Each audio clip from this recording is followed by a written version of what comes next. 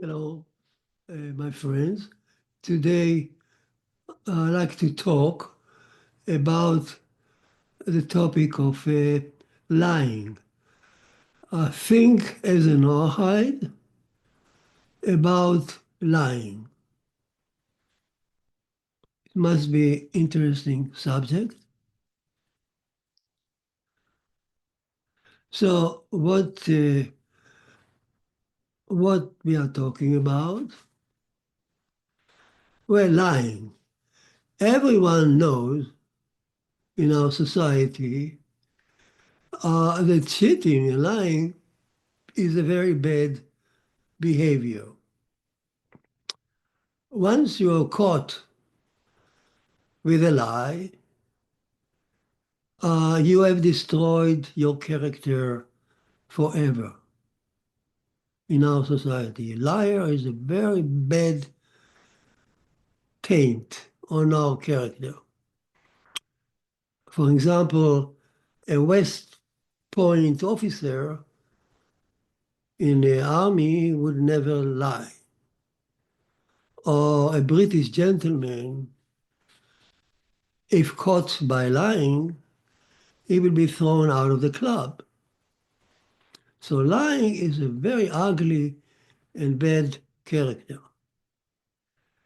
The question is, as Bnei Noah, as Noahide, how should we relate to lying according to the Torah? What does the Torah says about lying? So let's look at the Ten Commandments. And number 9 says, and I quote to you, you shall not bear false witness against your fellow. False witness. So here the Torah talk about situation in a court, that the witnesses should not lie. That's in the Ten Commandments. A few chapters down the road, in Exodus, the Torah says, again, I'll quote it to you, do not pervert judgment and distance yourself from false word or lie. Distance yourself from false word and do not pervert judgment. So obviously, again, the Torah talk about the court, the judges. Earlier, she talked about in the Ten Commandments about the witnesses. Now she talk about the judges. Again, down the road in Leviticus, it said, you shall not lie to one another. It seems like a lie in general, but no. If you look at the verse, actually it talks again in the court. You should not swear there, and you should not talk to each other, about each other in front of the judge. So we have 3 sources, and that's all. 3 sources about cheating and lying in the Torah from Exodus on to the children of Israel, forbidding lying in the court, in forbidding the witnesses to lie, for telling the judge to stay away from any lie, the judges, and then the litigant themselves. Everything is in realm of the court. The Torah does not speak in a market, in a general life, but just in the court. Who says that? That's the Rambam, Maimonides. So Maimonides writes that from the Torah perspective, the Torah forbids lying in the court. In fact, the Talmud take it to very seriously. For instance, the witnesses. Wow, it takes pages after pages how you should investigate the witnesses and make sure they don't lie. And then about the judges. There are about 12 ways recommended by the Talmud for the judge to keep to those 12 ways in order to stay away from any lie. It's very complicated. It's very tough to get a license of a judge in a rabbinical court. And that's one of the bases of being a judge. You have to be familiar with those absolutely necessary defenses.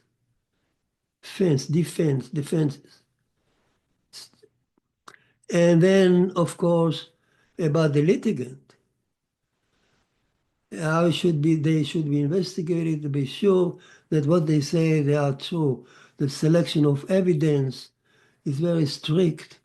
There are no lawyers in a rabbinical court. So all this prohibition play out within the court. So the Rambam explained why. The Rambam explained that from the Torah is concerned about about the integrity of our society that should be based on truth and not lies, and because lies can damage the society. And the Torah is also concerned about implementing judgment, justice and civil order, which of course remind us commandment number 5 of Noah, which is civil order and justice. So here the Rambam frame lying within the commandment number 5 of Noahide. It's forbidden not because on its own sake, not because something is rotten in lying, but because, according to at this point, according to the Torah, according to Halacha, because it's destructive to the society and to the civil order. Well, that's the written Torah perspective. What about outside the court, in the market, in the family? Here come a whole array of rabbinical prohibition of lying that took the rabbis for centuries to develop a whole system of forbidding lying in life, in the trade, in the market, in the family.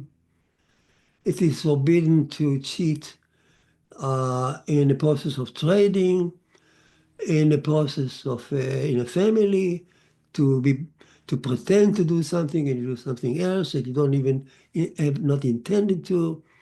So there is a really endless almost prohibition situation where the rabbi discussed there at detail how to avoid them and how to make sure you say the truth.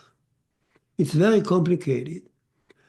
So when you're a yeshiva student, you spend hours during the week in ethical classes called Musar, where they really focus about lying and behavior and so on. and it's all rabbinical. If you learn to become a judge in rabbinical court, it's a different layer. Then you focus on all these laws, how to implement justice and truth in in the court. That's extremely complicated and sophisticated. Uh, I heard people who are experts in international law, in American law, and they tell me that there is nothing in any other judiciary system, any close to what the Talmud require. The level of sophistication and assurance that there is no lie there, it's beyond even a dream. It's really very complicated and sophisticated.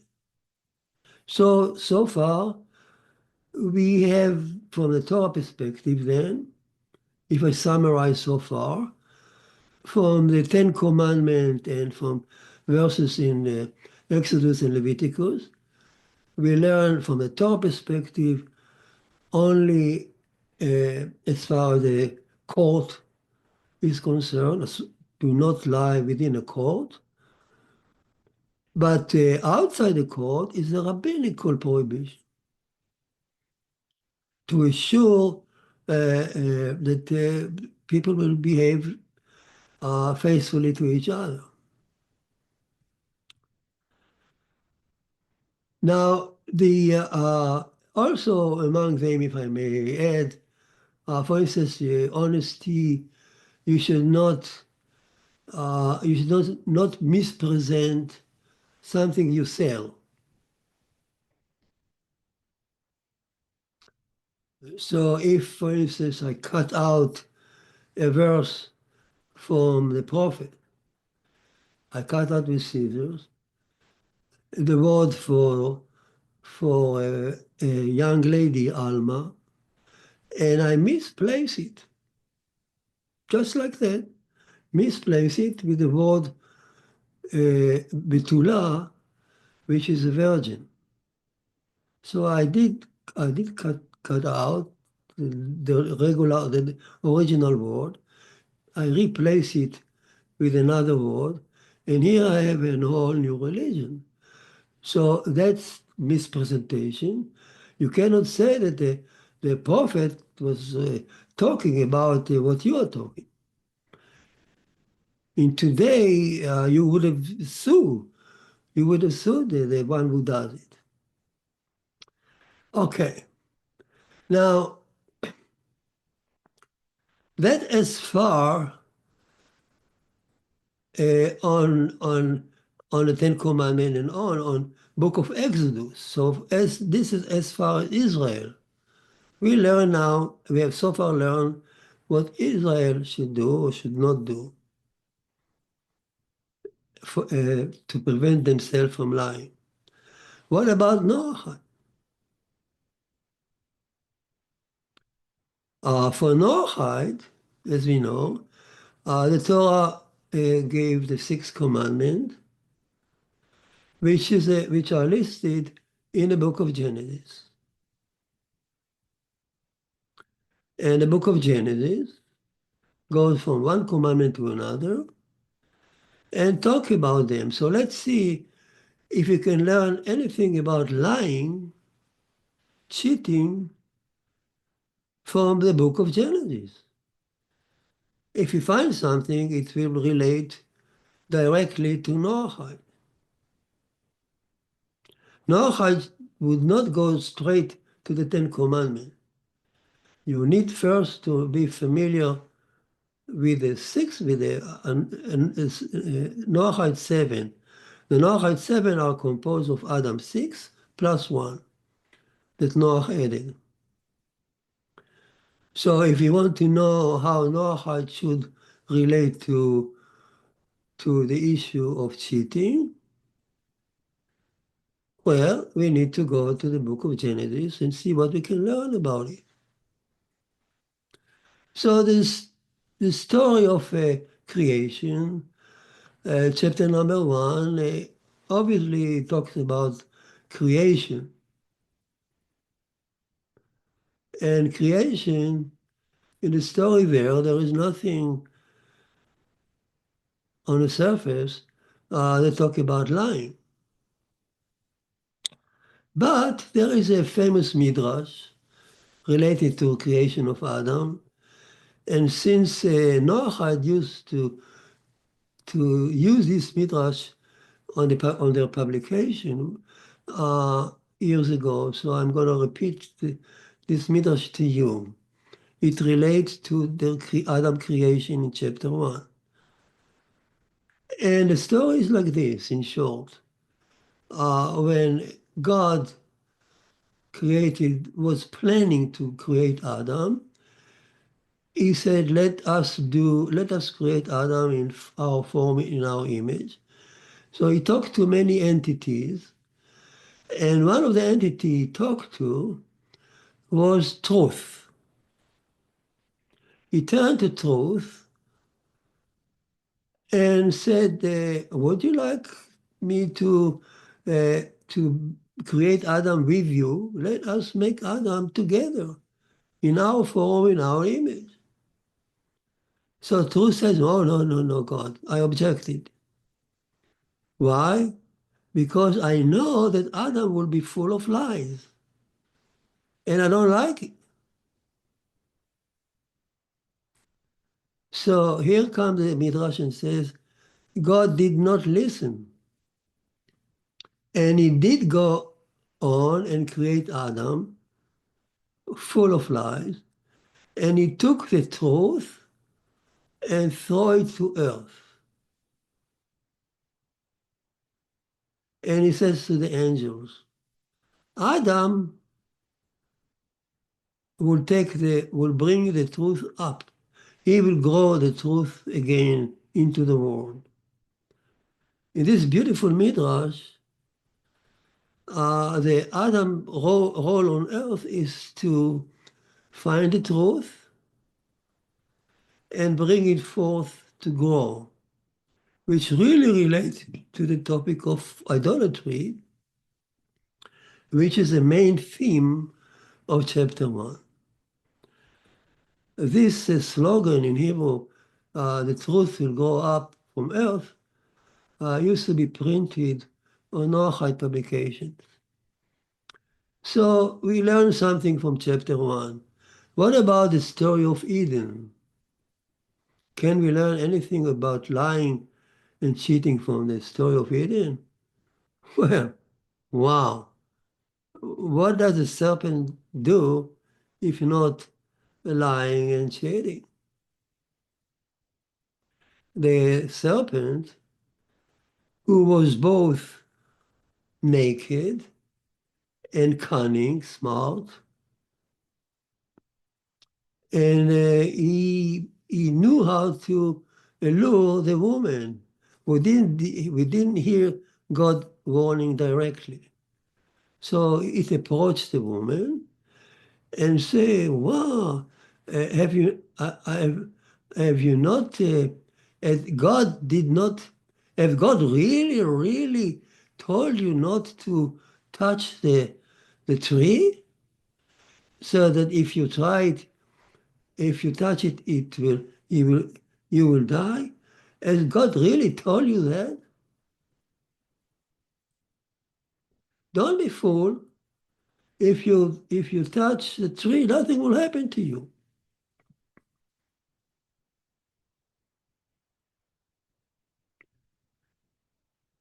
Indeed, so he lied because God did not tell him not to touch it, not to eat it. But she didn't know. But the cunning serpent says, nothing will happen to you. Look, touch it and really nothing, it's all lie. And she touched the tree, or he pulled her towards the tree, and indeed nothing happened to her. So she believed it, and she ate it. And then the verdict came down on them. and they were chased out. So here is a serpent lying, distorting the word of God. So lying seems to be the work of the serpent, the trade of the serpent. So lying is forbidden from here, not on its own sake, but because it is the work of the serpent, whom the church called Satan. Here is a cosmic kind of magic or a connotation of lying as a work of Satan, and whoever lie actually enter the function of the serpent or Satan. So the lying itself is forbidden.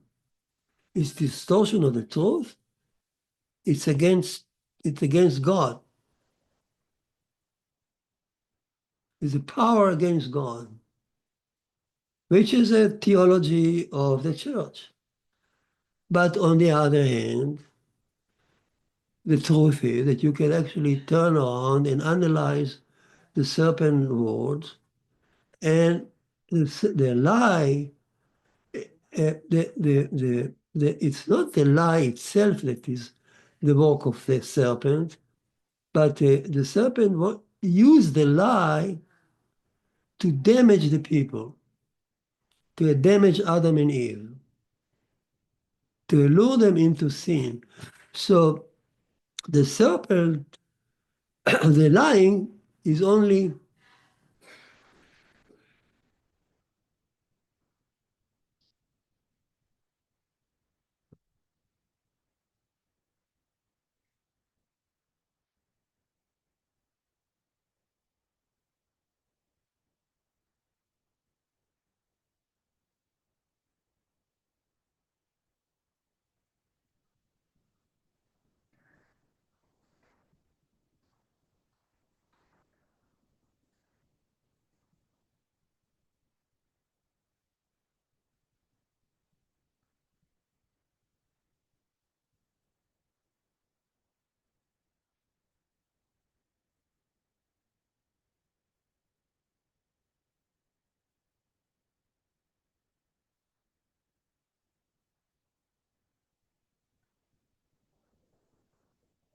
excuse me, something interrupted me, and I came back.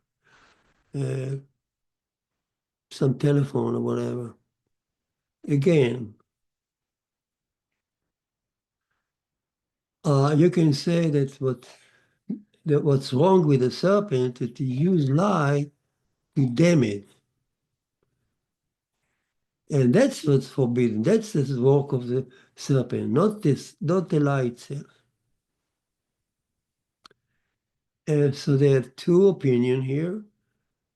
I'm not against the idea that something very bad is in lying, but from the Torah perspective, it is not necessarily, because we saw that we have seen that Torah does not relate so badly to the lying itself as to the circumstances.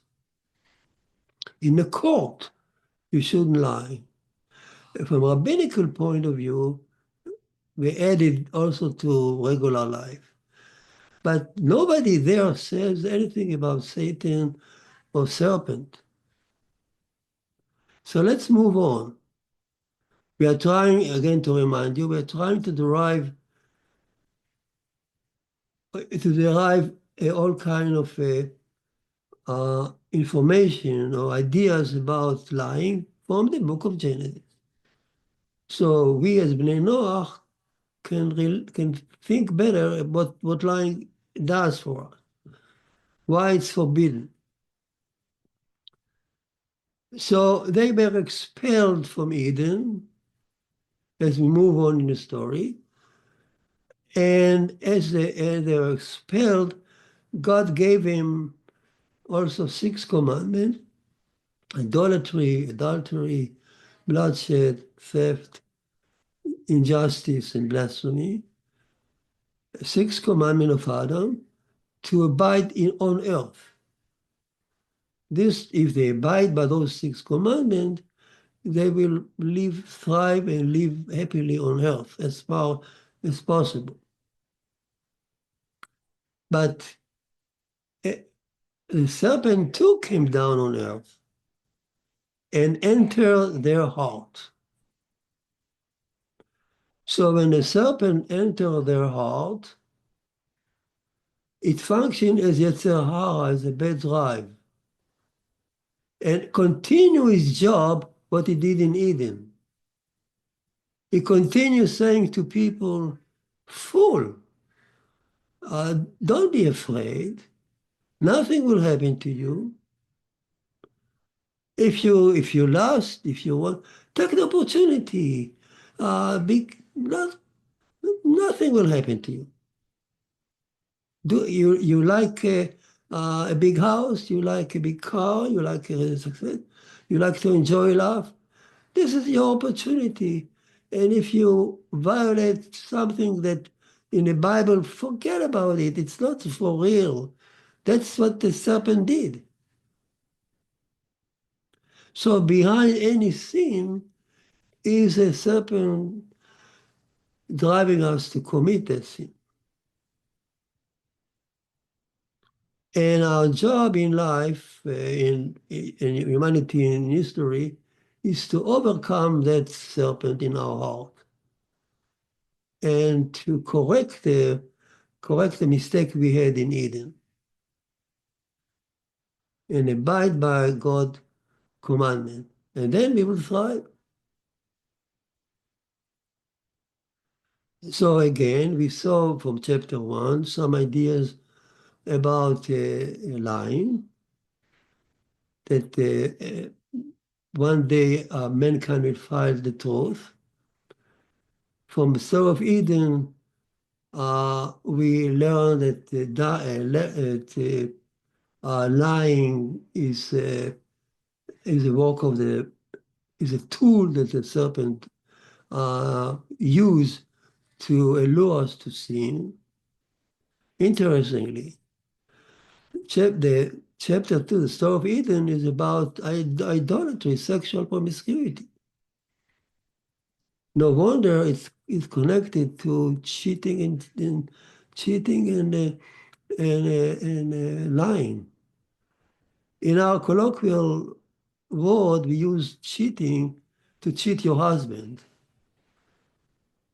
But in a Torah perspective, you cheat God, not your husband. Let's move on to the next series of stories, again from the book of Genesis, trying to derive now idea of cheating, of it, but the Torah posture against the lying from the story of Noah. From bloodshed, number 3. So starting with Cain and Abel and ending up with a flood. Is there anything in the stories here relating to cheating and lying? It starts with the lie. When after Cain killed his brother, Hashem come to him and say, Cain, where is your brother? And he said the famous word, I don't know. Am I my brother keeper? So Cain assumed that God doesn't look, doesn't see us. Whose word are those? The Yetzer Hara, the serpent in him. The serpent in him says, nothing will happen. God didn't even see what you're doing. A major point in lying towards God. Now, we move on. We want to see between man and man. So in the story of Noah, we move to the story of Abraham. Abraham, all his life, is struggling with the theft, number 4. Abduction, stealing. He is for ownership, righteous ownership. He doesn't like King of Sodom because the guy is a liar. He said, "From you, I'm not taking anything, from a shoelace to a thread. I'm not sharing anything with master of liars and steal, master of stealing." So for Abraham, ownership and righteousness is paramount. Is anything in his life involving with cheating? Yes. As he wander into the land of the Philistine, he tells everyone that Sarah is his sister, hiding the fact that she is his wife. Technically, he didn't lie. He only told half of the truth. He misled the people. It's a kind of a lie, rabbinic under category, the rabbi put it under category of stealing people's heart. Pre Pretending that certain thing it doesn't exist or exists. Pretending.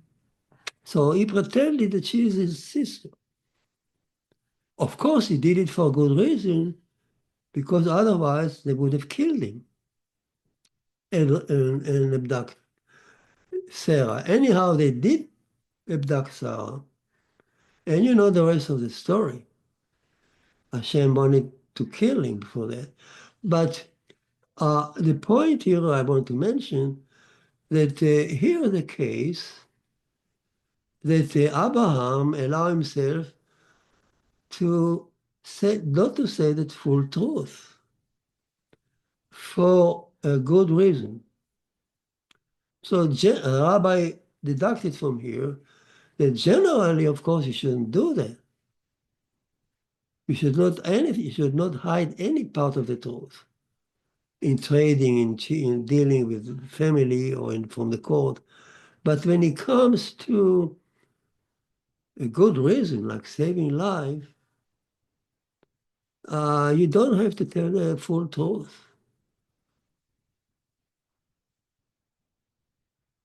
You may even cheat. For instance, if a Ukrainian farm hiding Jews in his barn, and German Nazi soldiers come and ask him, "Have you seen the Jews around here?" And he says, "No, I didn't." He cheated. Oh, he cheated to save life. It's a different story. So you see, it's not the work of Satan. Uh, Cheating depends what you're doing, what you're using for. It's not an absolute prohibition. And as we move on, there are many stories, but I want to just to surface the book to see what we can find out, the most the prominent issues. And we move on now for Jacob. And the question with Jacob is, all his life, how far you can cheat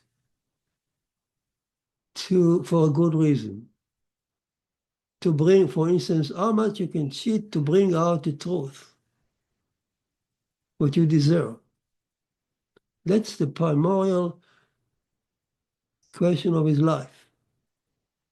And he moved on from one story to another, and he cheated badly his father. He dressed himself and talked like Esau in order to cheat, so to get Esau's blessing. He did it by the advice of Rebecca.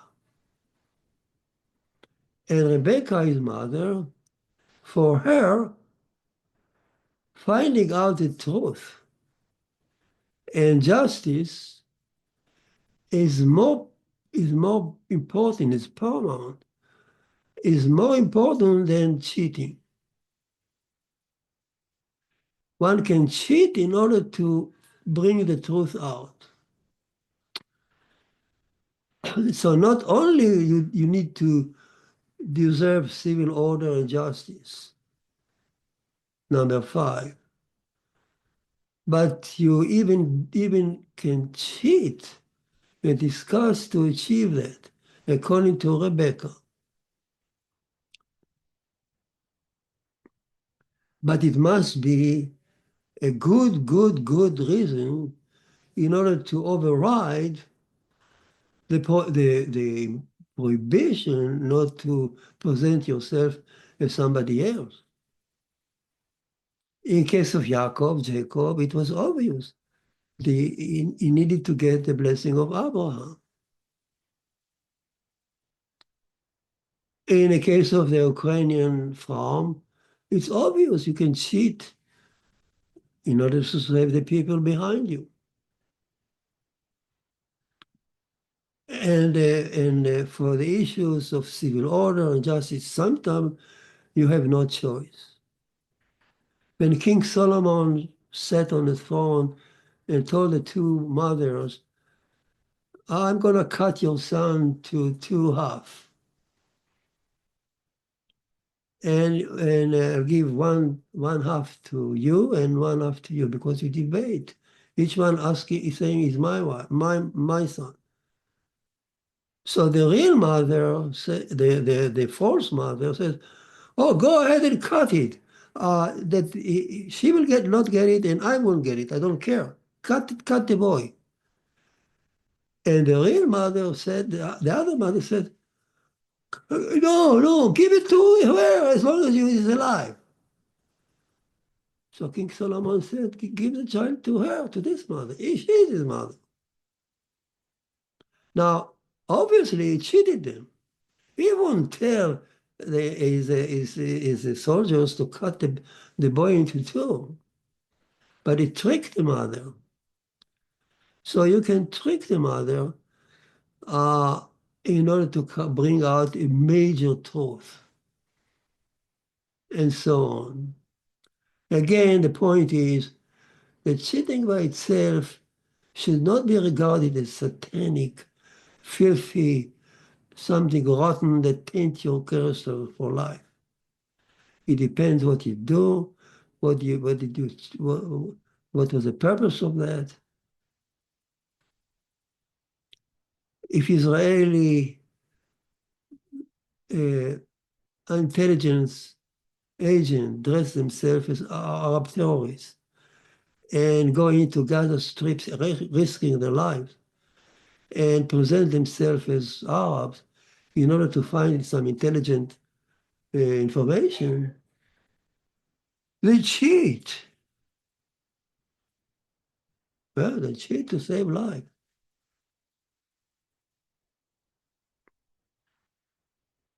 Question, which the Talmud asks. Well, you can cheat for good purpose. Okay, we got it. Can you cheat to make people happy? Can you go to a bride and praise her for her beauty where she is not? Do you have to tell her the truth to make her happy on the wedding night? Or you shy away and you will twist your nose. Here it is all rabbinical. So rabbinical, if it's rabbinical, there are 2 or more opinions. So Beit Shammai, the stringent people, say, oh, no, you never cheat. Don't tell her anything. But of course, if you don't tell her anything, it betrays your feeling. But they ignore it as long as you don't cheat.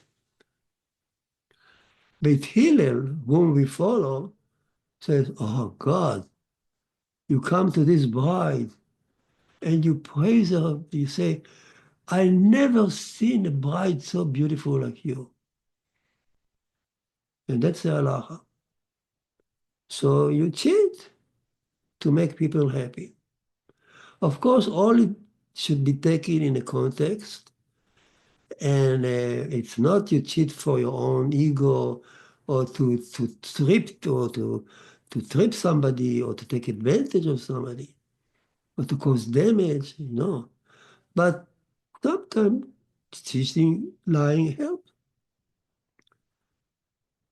So a doctor tell the patient, God, you got, I see your record, and I'm sorry to tell you, you have cancer, and in 5 months you're gone. He tells the truth. Bet Shammai will clap their hand. Bet Hillel says, are you crazy? What have you done?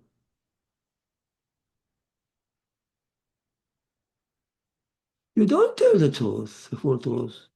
You can even lie. You say, oh, I got some questionable results, and to the family, you tell the truth. Outside the door. But you don't tell the patient. If you tell him, you destroy him, he dies right away. So lying can kill, or telling the truth can kill. So you should be smart. If the serpent is smart, be smarter than the serpent.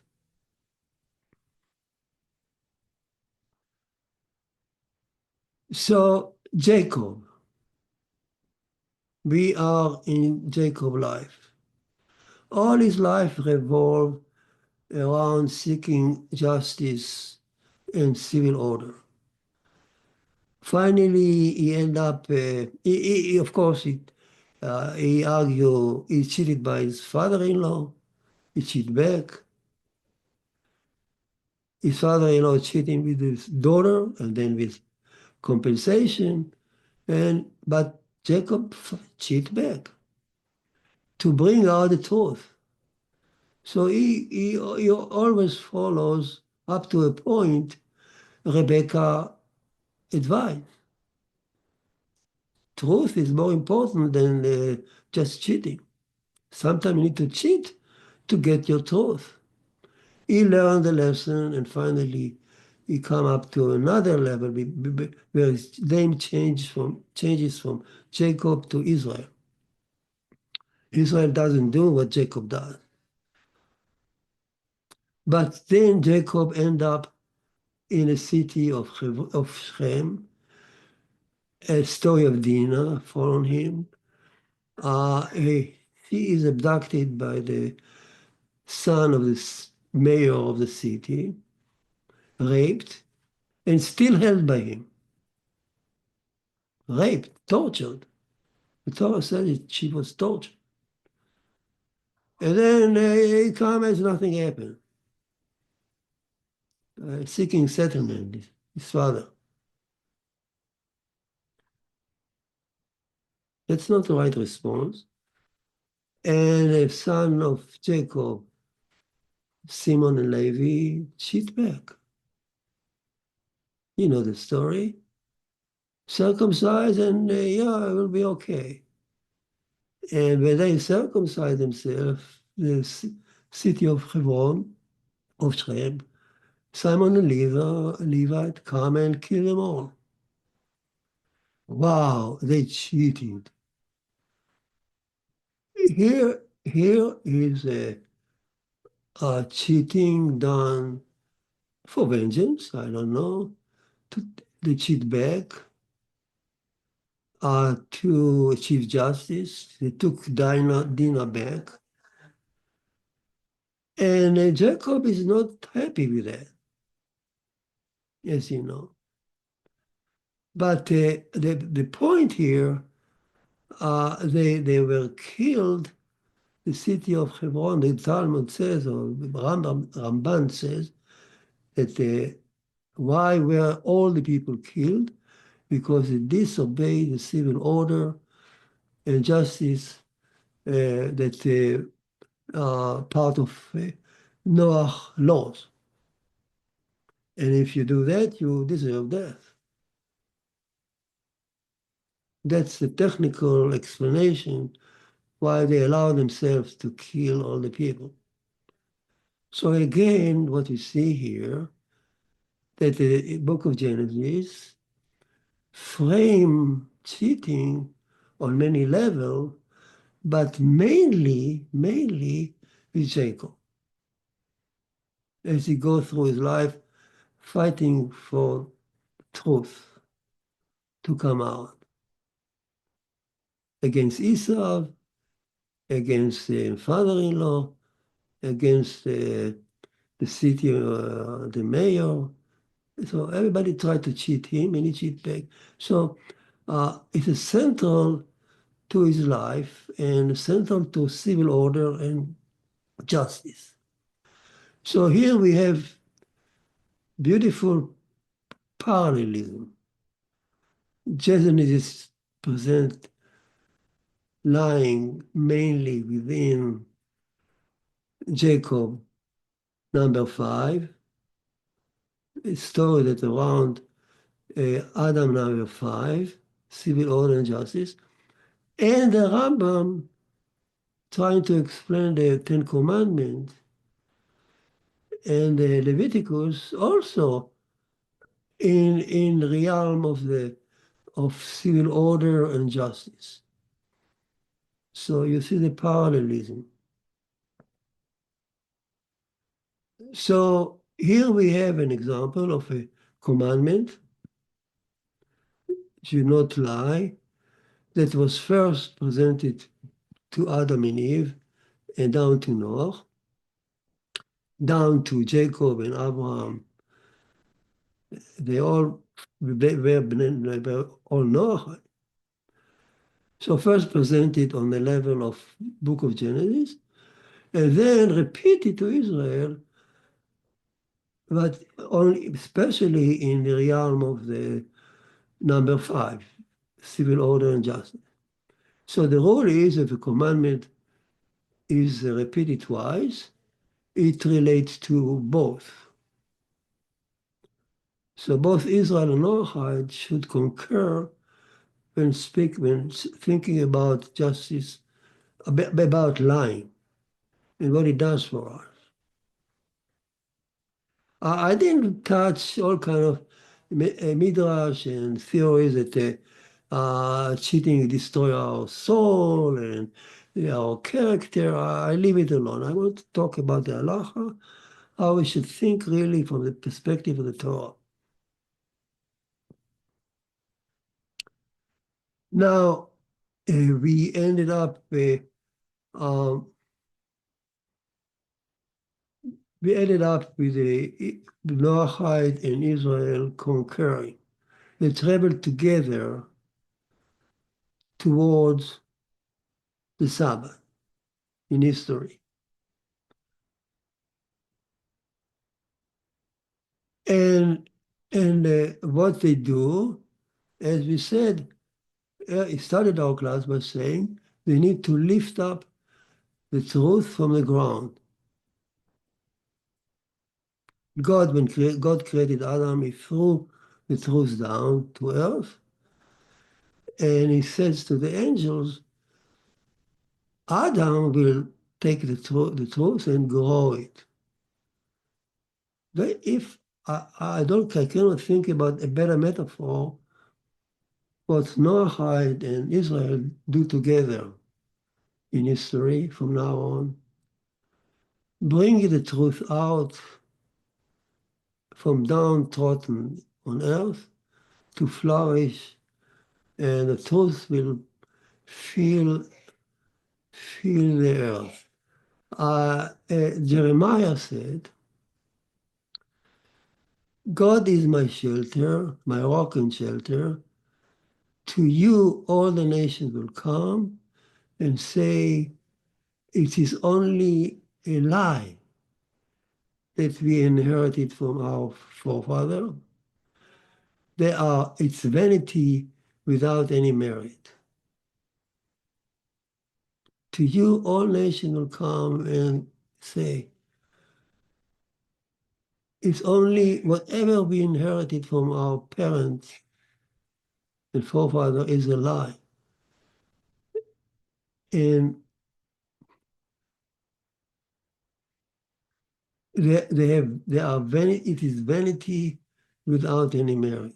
Only you, the God of Israel, has merit. So Noahide come and together they concur. As here in this story, it's here. Noahide and Israel concur about lying. They drive the journey together to the future. In fact, we learn more from Noahide's story than from the Israelite aspect. As you've seen, he spent so much time on Genesis and very little from the rest of the Torah, because everything is on Noahide's side. Let's hope for the better future. Thank you for being with me. And we continue, God willing, our classes about think as a Noahide, about this or that. And the classes are given in Noahide, written in Noahide7commandment.com. If you want to read about it, read the classes rather than hearing them. When you read it, you have more time to think and to digest. So go to Noahide7commandment.com. Thank you, and God be with you.